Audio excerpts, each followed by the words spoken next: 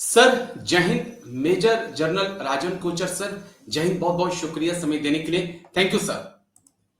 जय राजेश जी, बहुत धन्यवाद। थैंक यू सर, शुक्रिया सर, आपने समय दिया। दरअसल एक बड़ा अहम इशू था जिसके ऊपर मैंने आपके साथ बातचीत करनी थी।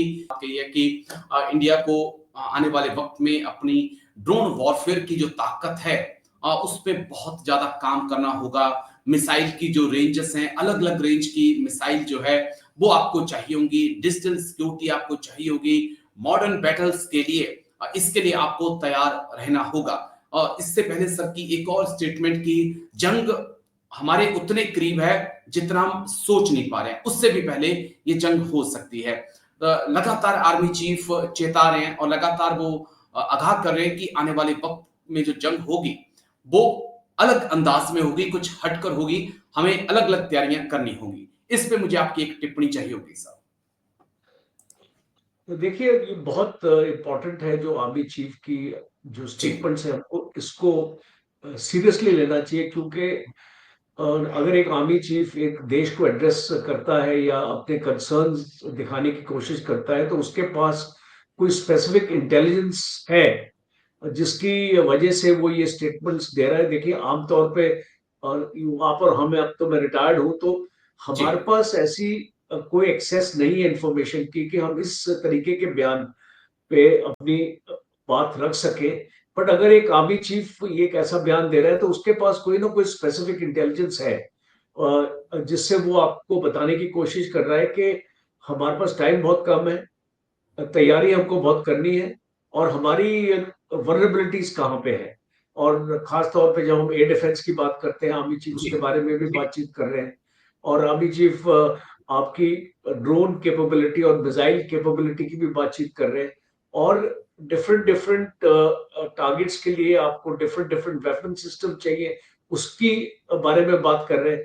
और और आपको बताने की कोशिश कर रहे हैं कि आपके पास टाइम बहुत कम है। टाइम कम का अगर मैं इसको क्वांटिफाई करूं और इसको क्वालिफाई करूं, तो मुझे लगता है कि आपके के पास 1 साल तक का टाइम है, जब पाकिस्तान अपने रंग दिखा सकता है।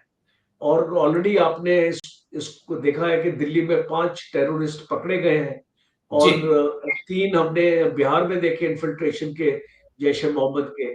और जी हमको पाकिस्तान की भी रिपोर्ट आ रही है कि भावलपुर में और इसको बुरीदके में, इस जहाँ पे हमने उनके ठिकानों को डिस्ट्रॉय किया था, वहां पे एक रिकंस्ट्रक्शन और रीबिल्डिंग की एक्टिविटी शुरू हो गई है। एक खबर और आ रही है कि अमेरिकन जनरल्स पाकिस्तान को विजिट कर रहे हैं, और ओके। प्रेसिडेंट चीफ जो मुनीर हैं, वो 2 बार अमेरिकन। जी अमेरिका का दौरा लगा चुके हैं। तो ये सारी जो आप उथल पुथल देख रहे हैं जियो पॉलिटिक्स में, ये आपको एक डायरेक्शन जरूर देती है कि आपकी तैयारियां किसी भी हालत में कम नहीं होनी चाहिए। और जो हमने ऑपरेशन सिंदूर में देखा, जहां जहां पे हमको एयर डिफेंस में भी गैप्स थे, देखिए, जी हम ये हमको एडमिट करना चाहिए। और ये चीज सामने आई है स्टेटमेंट्स में भी कि एयर डिफेंस में भी हमारे गैप्स थे। उन गैप्स को हमको दूर करने की जरूरत है। ठीक एक सर। इंटीग्रेशन में अभी इस एयरफोर्स और इंडियन आर्मी के एयर डिफेंस में भी इंटीग्रेशन होने की जरूरत है। और जहां पे अभी आपने जिक्र किया स्पेस और साइबर, अब आप देखिए, आने वाली जो लड़ाई है वो एक साइबर, एक हाइब्रिड वॉर होगी। हाइब्रिड वॉर का मतलब है कि आपकी स्पेस के दायरे में जाएगी, साइबर के दायरे में जाएगी, और जी आपके फायर पावर और आपके एट्रिशन के दायरे में जाएगी। तो जब एक अगर आप एट्रिशन वॉर की अपना तैयारी अपना करते हैं, जहां पे नॉन कॉन्टैक्ट वॉर आपका शुरुआत होगी, बाद में कॉन्टैक्ट। ये अगर वो इतनी एस्केलेट हो जाए, तो आपकी एक कॉन्टैक्ट वॉर में हम जा सकेंगे।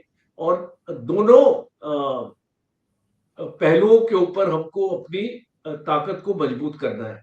एक नॉन कॉन्टैक्ट जिसमें आपका एयर डिफेंस, आपके जी मिसाइल्स और आपके ड्रोन्स, एक और आपके डायरेक्ट एनर्जी वेपन्स, आपका स्पेस और आपका साइबर। और सैटेलाइट्स की मैं भी बात करूंगा, डिफेंस सैटेलाइट्स की, तो ये बहुत जरूरी हो जाता है। आई थिंक डिफेंस मिनिस्ट्री की स्टेटमेंट आ चुकी है कि 2029 तक हमारे पास तकरीबन 54 सैटेलाइट्स, अनुमान है कि हम अपने डिफेंसिव ओके, कैपेबिलिटी के लिए 54 सैटेलाइट्स हम लॉन्च कर पाएंगे। आज चाइना ने जिस प्रकार से पाकिस्तान की मदद करी है और अपना बाइडू सैटेलाइट सिस्टम, जो एक 45 डिफेंस सैटेलाइट्स का कॉन्फ़िगरेशन है, तो अगर पाकिस्तान को वो ये कैपेबिलिटी चाइना ने दी है, तो भारत को भी इससे बेहतर कैपेबिलिटी हासिल करनी है। और बिल्कुल एग्री।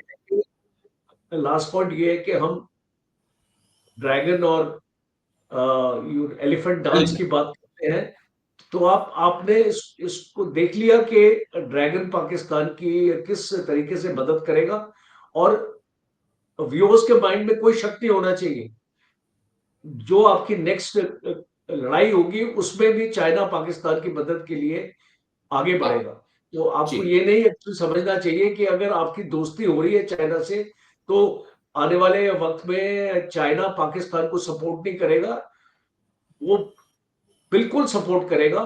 और ठीक है सर। जो ये कैपेबिलिटी ये पाकिस्तान को मिलती है चाइना से, टर्की से, ये कैपेबिलिटी को ध्यान में रखते हुए हमको अपनी तैयारी करनी पड़ेगी। करनी चाहिए और क्योंकि एक और समझौता चाइना और पाकिस्तान के बीच हुआ है कि चाइना जो है पाकिस्तान में सैटेलाइट कमांड सेंटर जो है वो बनाने जा रहा है ताकि